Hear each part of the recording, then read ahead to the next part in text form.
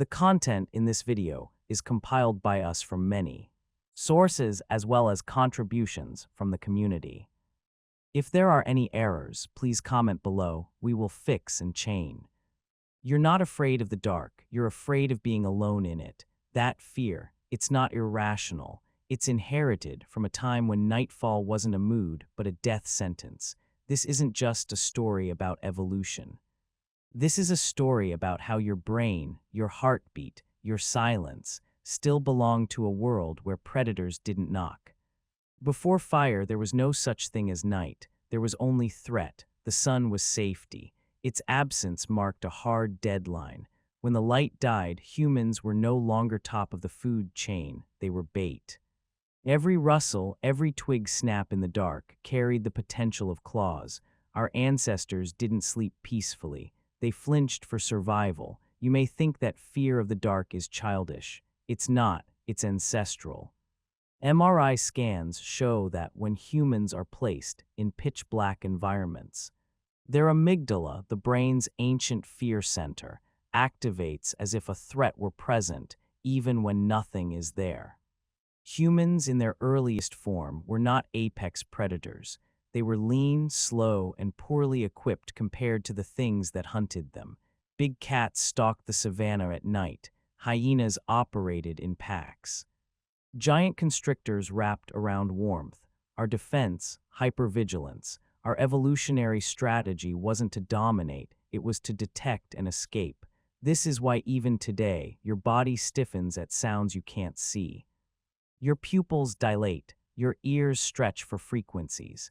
Your breath slows so you can hear better. It's not you being paranoid. It's your nervous system doing what it was trained to do over hundreds of thousands of years. And that training didn't start with bedtime stories. It started with death. Evidence from early hominin fossils shows bite marks from leopards and saber-toothed cats on skulls, suggesting they were prey as often as they were survivors. In a world before houses, locks, or boundaries, safety was an illusion measured by how well you could disappear. But there's more to it. Night didn't just bring danger. It also brought vulnerability in another form: isolation. Humans, unlike most mammals, are deeply social. A lone individual was a target, not a hunter. That's why modern humans still experience rejection as pain, literally. Social pain lights up the same regions of the brain as physical injury. Fear didn't just preserve life, it shaped memory. What you remembered could save your life. Which tree bore poisoned berries, which trail reeked of lion scent, which pattern of birdsong signaled an approaching threat. We evolved to notice, to replay, and to warn. To this day, the brain prioritizes negative experiences. A phenomenon called negativity bias ensures we remember criticism more than praise, danger more than comfort. Why? Because in the Pleistocene, missing a positive moment wasn't fatal. Missing a negative one, that could be the last thing you ever did. And yet in the dark, something else happened. A shift. When you can't see clearly, you start to imagine. The origin of story may not be daylight heroics, but nighttime explanations. A crack of branches becomes a ghost, a gust of wind. A whisper from the ancestors. We began inventing meaning before we had tools to define it. Even without language, people looked for patterns. They looked for why behind the what. Fear gave birth to myth. And myth, in turn, gave humans a kind of soft armor. If you believed the darkness had rules, then maybe you weren't entirely helpless. Without fire, there was no true protection, just huddling, just hope. The human body is poorly insulated. Without heat, a night in colder climates could be deadly. Yet the first sparks of fire were still tens of thousands of years away. So what did people do? They took turns staying awake. They clustered tight. They slept in shifts. And they developed what scientists now call unihemispheric sleep, a state where one half of the brain remains semi-alert while the other rests. While this is fully observed in birds and aquatic mammals, there's growing evidence humans, especially in new environments, still do this. That's why the first night in a hotel always feels like crap. But fear also built relationships. Groups didn't just form because of common interest. They formed because fear demanded numbers, safety in size, safety in signals, safety in eyes watching from every angle. This early bond became the seed of cooperation. The idea that someone might protect you in the night meant you better remember who they were come morning. We're not descended from the strongest. We're descended from the most socially attentive. That's why today, someone ignoring your message can feel like a threat. Why your heart rate jumps when you're excluded. You're not being dramatic. You're just 98, 8% chimpanzee and 100% X-back animal. Humans eventually learned to shape stone, to use bone, to trap, but long before that, they had fear as their oldest tool. It shaped our body, larger whites of the eyes to track each other's gaze. It shaped our voice, more emotional variation than any other primate. It shaped our families, because trust was a survival trait. Before fire, there was no dinner around a flame, no stories, no songs. Just breath held in the dark, hearts sinking in silence, waiting to see if the next sound was just the wind or the end. And when fire finally came, it wasn't just warmth. It was permission to rest, permission to speak, permission to fear a little less. But that's the next chapter. This one ends where it always has. With someone, somewhere, still listening in the dark. Before we tamed flames, we lived in a universe ruled by shadows. Nightfall didn't just dim the world, it activated every primal alarm system we had. No streetlights, no locks. Just eyes adjusting to darkness and ears straining for movement. What we now call anxiety was once the reason your lineage didn't end in a saber-toothed stomach. The earliest humans weren't brave, they were nervous, and that wasn't a flaw. It was the software update that got us through the Pleistocene. Stillness wasn't peaceful, it was suspicious. A quiet forest, something's wrong. Birds don't just stop singing for fun. Evolution taught us this through the brutally efficient method of trial and death. Researchers at the University of Wisconsin found that human brains are hardwired to fear ambiguity more than visible threats. You'll feel more anxious walking into an empty, silent house than hearing a known danger approach. The unknown, the maybe, was deadlier than certainty. Our amygdala hasn't had a software patch since mammoths roamed. It still fires up when we hear a twig snap or feel watched in an empty room. That flinch you feel on an empty street at night, that's 100,000 years of survivors whispering, "Don't relax yet." Even social behavior evolved from survival mechanics. Reading micro-expressions wasn't a party trick, it was a way to avoid betrayal. A blink too long, a muscle twitch, a hand that didn't quite relax. These were signals before language. And those who missed them didn't live long enough to pass on their genes. Harvard studies show we can detect subtle facial changes in as little as 40 milliseconds. And if you're wondering why humans hate sleeping alone, well, that's because doing so used to get you killed. Prehistoric camps were organized like tactical defense units. The weakest, children, elders, new mothers, slept in the middle. The outer ring, that's where the most alert lay, half asleep with a spear in hand. Group cuddling was less about bonding and more about making sure nobody got eaten. The myth of the lone survivor is just that, a myth. One human alone was about as viable as a houseplant in a blizzard. Real survival depended on synchrony, moving together, thinking together. A study from Princeton found that synchronized emotions literally align neural activity between people. That feeling of clicking with someone. Back then, it was more than social, it was survival insurance. Even the way we remember things comes from this world. Movement-based memory, repetition. Mimicry imitation was the first education system. You didn't get a syllabus. You got to live another day if you didn't screw up. And above all, fear wasn't a weakness. It was the first mentor. It told you when not to eat the berries, when not to trust that oddly quiet animal, when to run before you even knew what you saw. Modern humans treat fear like a bug. Our ancestors treated it like a warning bell. They didn't worship fear, but they listened, and that's why we're still here. Nobody really talks about it, but fire was humanity's first real superpower.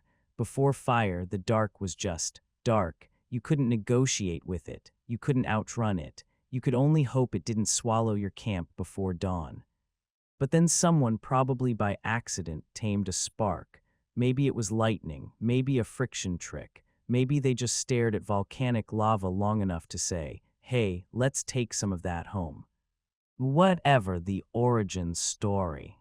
Once fire entered the picture, the entire human story changed chapters, because fire didn't just cook meat, it cooked fear. Think about what that meant. Predators stayed away, mosquitoes fled.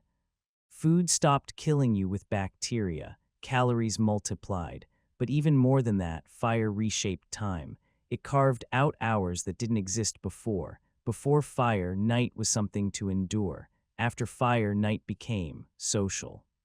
Anthropologist Polly Wiesner studied modern hunter-gatherer tribes like the Jew/Honsi and found that nighttime fire gatherings doubled the amount of social bonding and storytelling. Around the flames, people didn't just exchange facts, they exchanged identity. Language itself probably took a quantum leap because of fire. Why? Because fire made us stay put. It forced proximity. With fewer immediate threats, our brains could afford complexity. We didn't need to scan for eyes in the bush every second, so we started trading memories, then myths, then metaphors. And let's not forget what fire did for our biology. The cooking hypothesis, made famous by primatologist Richard Wrangham, suggests that cooking allowed our guts to shrink and brains to expand. Raw food takes hours to chew and even longer to digest.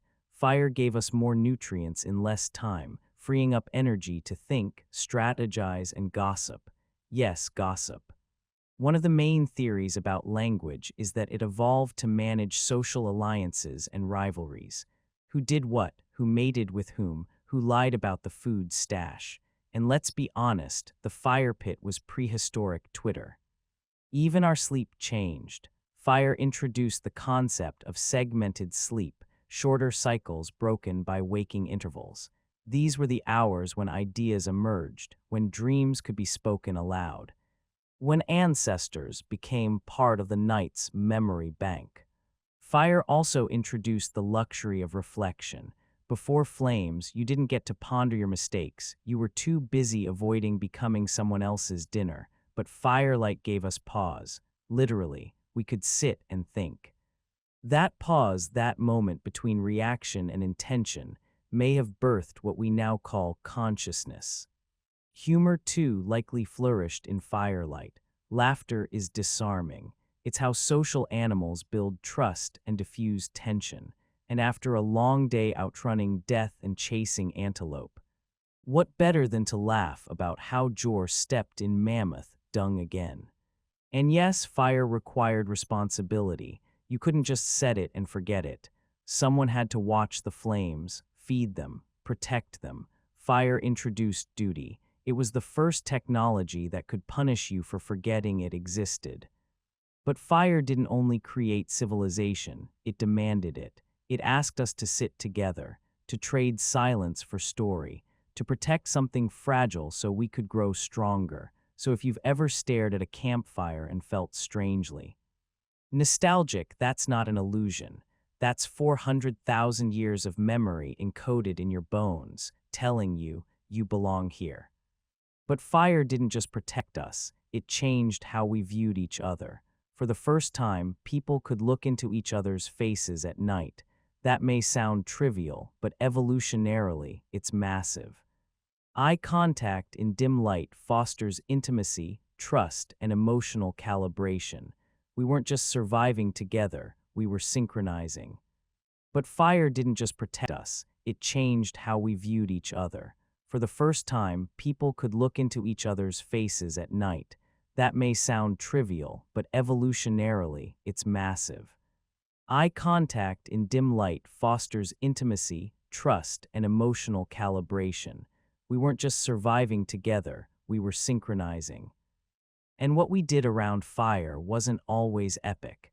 Much of it was mundane, picking at food, scratching bug bites, teasing the guy who missed a spear throw that morning. But from that ordinariness emerged something extraordinary. The first culture doesn't require temples or kings. It starts when people agree, even wordlessly, on how to be human together. Fire became the stage where that rehearsal played out night after night. It's also where emotions became legible.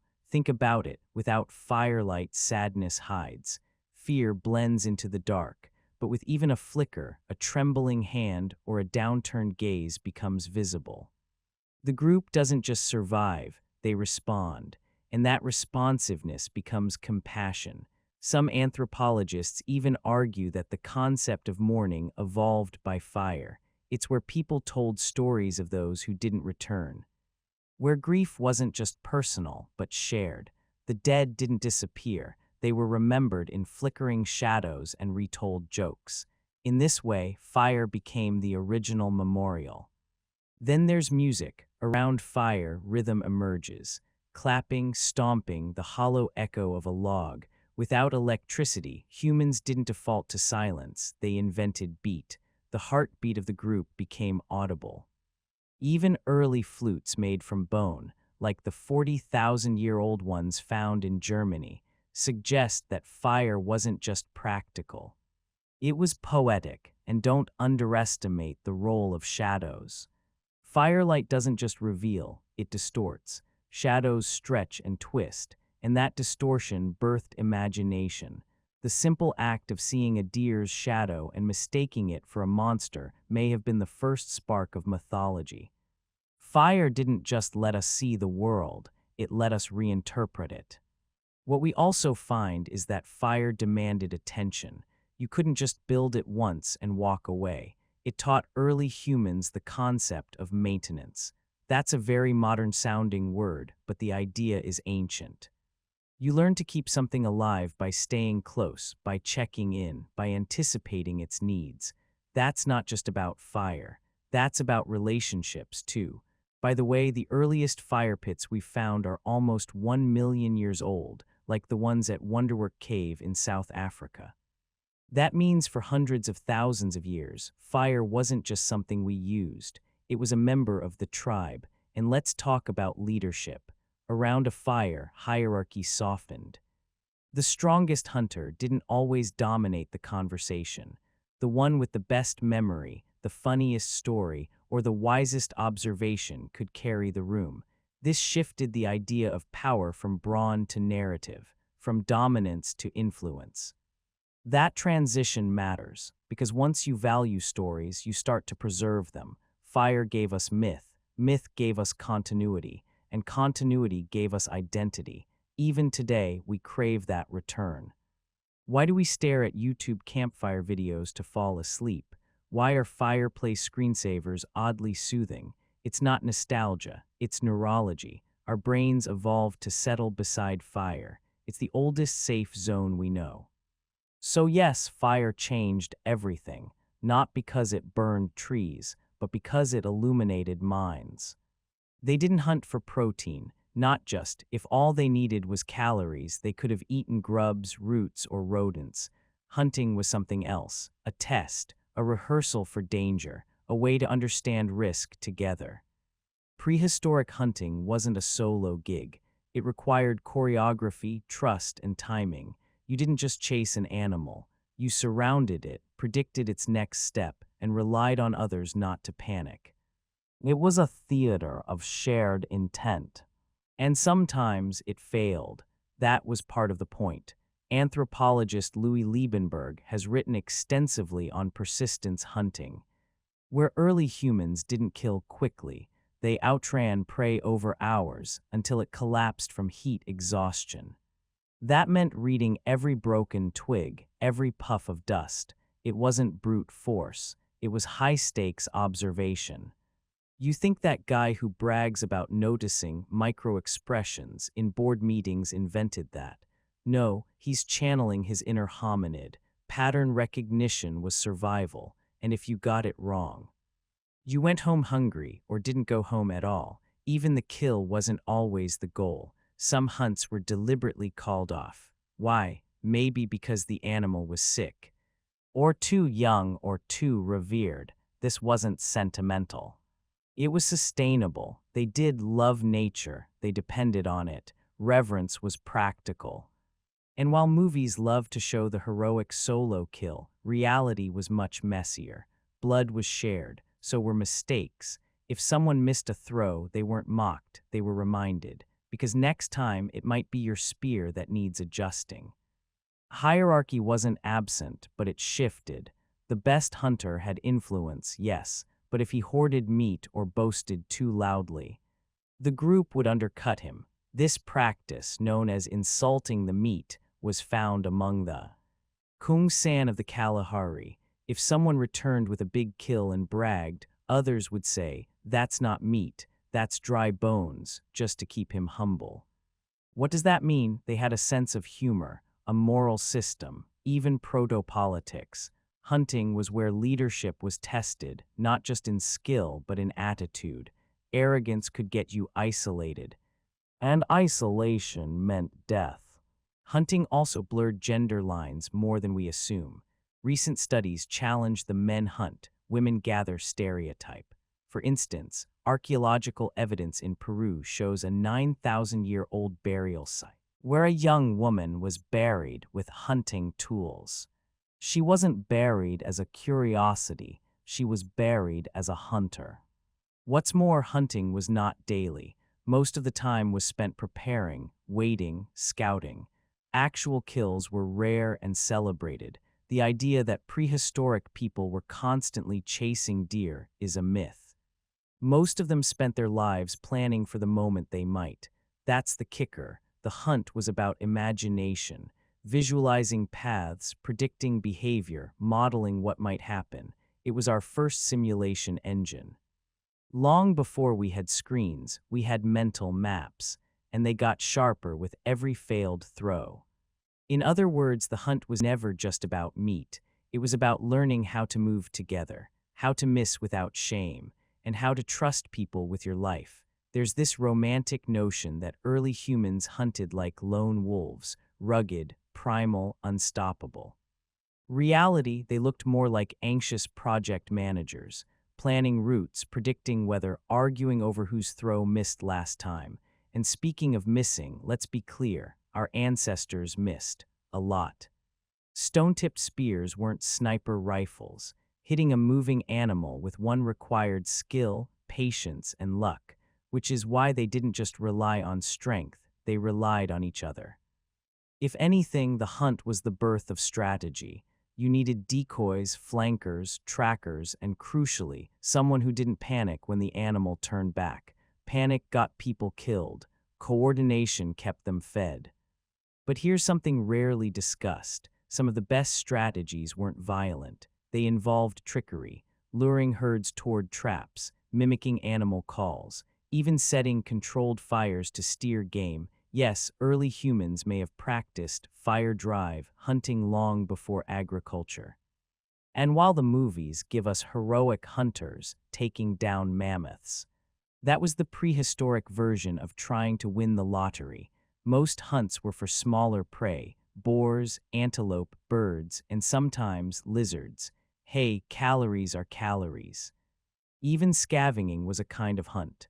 Some groups followed predators like lions or saber-tooths and waited until they were done feeding.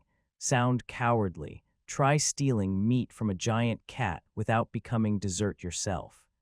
What's often missed in the modern imagination is the psychological toll of hunting. Killing wasn't casual. There's evidence from some contemporary hunter-gatherer groups that after a kill, individuals participated in rituals to honor the animal or cleanse themselves. Violence, even necessary violence, left marks, but so did silence. A lot of the hunt was about waiting, listening, watching, in those still moments. People learned the language of movement, what twitching ears meant, how birdsong changed. When wind carried your scent the wrong way. Those long pauses weren't boring, they were immersive, they sharpened perception. In fact, cognitive scientists argue that early hunting helped develop parts of the brain related to memory, anticipation, and empathy. You had to become the animal to catch it. That meant imagining its fears, habits, escape paths. Kind of poetic, isn't it? Empathy wasn't born in therapy. It was born in the tall grass, and let's not forget sound. Hunters had to communicate without language, hand signs, eye flicks, foot taps. These subtle signals formed the basis of pre-verbal communication. You can thank the hunt for your ability to raise your eyebrows sarcastically today. Also, remember how failure was handled. No motivational speeches. No, we'll get M next time, champ. Just a quiet acknowledgement that food would be tighter, that maybe, tonight, they'd chew more bark than meat. No one blamed the spear, they adjusted the arm, and yet they kept trying, every morning, because the risk was worth it. Every successful hunt fed the group, boosted morale, and reaffirmed the invisible web of trust that held them together. So what did the hunt really teach? Not just how to kill, but how to listen. Not just how to chase, but how to wait. And not just how to lead, but when to step aside. Hunting was our first multiplayer game. Our first seminar in psychology. Our first lesson in humility. And it left a mark so deep that even now,